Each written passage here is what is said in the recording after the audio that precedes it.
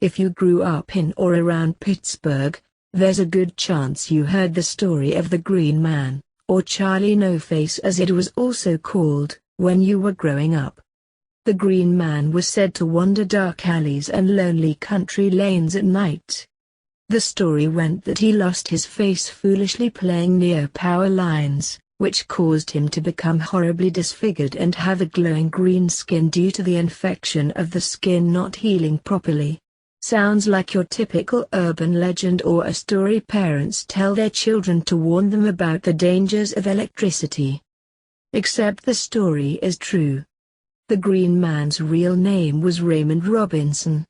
On a summer day in 1999, 9-year-old Raymond and his friends played around on a local electrified trolley bridge.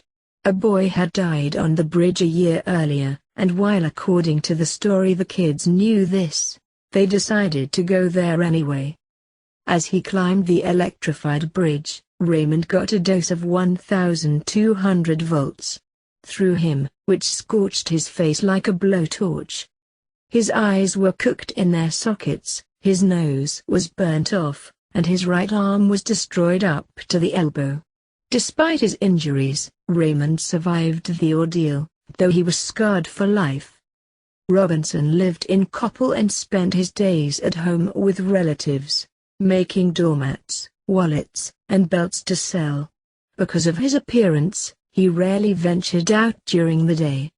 However, at night, he went for long walks on a quiet stretch of State Route 351, feeling his way along with a walking stick.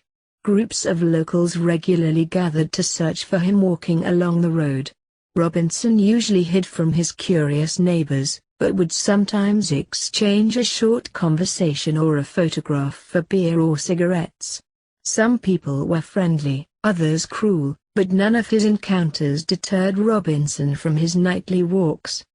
He was struck by cars more than once.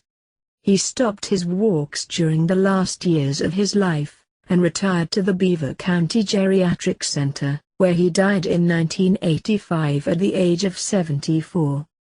Through several generations, Robinson's story has been passed on so many times that his name and his real history have been overshadowed by the ghost story that grew out of them.